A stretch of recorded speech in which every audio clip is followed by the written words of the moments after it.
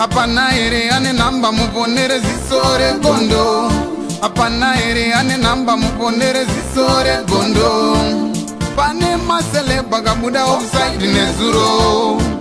Pane masele bagabuda offside nezuro. Eti no inau Peshona kwete chindau Zichiverengwa naye wenye skimba no fumura no itama. Timu yangu ndi mukija se katsoka chakali zvikupisa na skimbo ayo wakazvikupisa tokupe timu yangu pasata pina pane zvikupisa vanasi kama ngobe pacha subscribe so that musare pane zvese zviri kuitika pasoro kuti TV anditi satokuda media nhasi chane nyaya iyo iri kupisa iri kunakidza iri inofadza ma artists kune label iro ravura noziro ma Bone Fresh iro iri kumanywana Dr. Kaseke vakutaura kuti ivo vari kusaina ma artist ikoko zvino nhamba dzavo ndozingoripo pa screen penyu mongobata Dr. Kaseke for more information ma artist ende mnorwa basa zvavhurwa.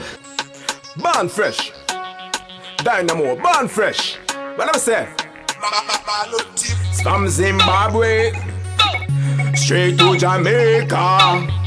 Zvambramba nyeda nhasi kune nyaya iri kutsiririsa iyi yandasangana nayo mumapages eFacebook, Instagram, Twitter kwese mushure mekunge chikomana Ntunge Youth ichi chiri kunzi icho chave kupenga mushure mekunge kune video yake iri kutenderera uya achipwanya mbura dzevanhu zvakaitika nezuro mutaundi. Zvinochinjira Zimbabwe rimwe ndori kuti hanzi ayewa haakuacta uku but mamiriro zvakaita yewa ndo ma-effects emutoriro watinga chiti no to drugs but business ida kuti muzone romega muona kunganzi kuact here kana kuti kunganzi kupenga handiti pari zvino timbofambira nyaya dzacho tichitsvaga paari mukomana etidzwa kuti kwaari ari safe here saka musara muchiona video yemukomana achimhanya mushini zvisinei zvakanda musikafishotera keep on subscribing zviri kupisa nasimbo. Kupenga guys.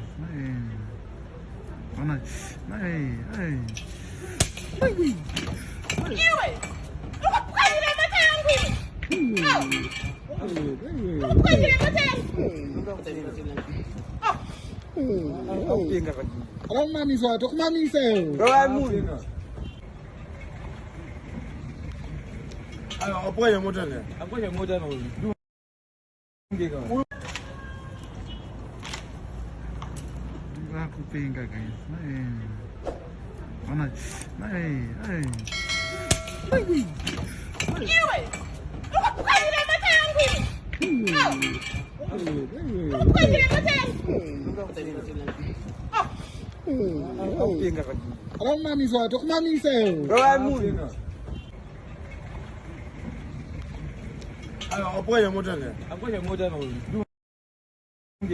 Apana ere ane namba muponere zisore gondo.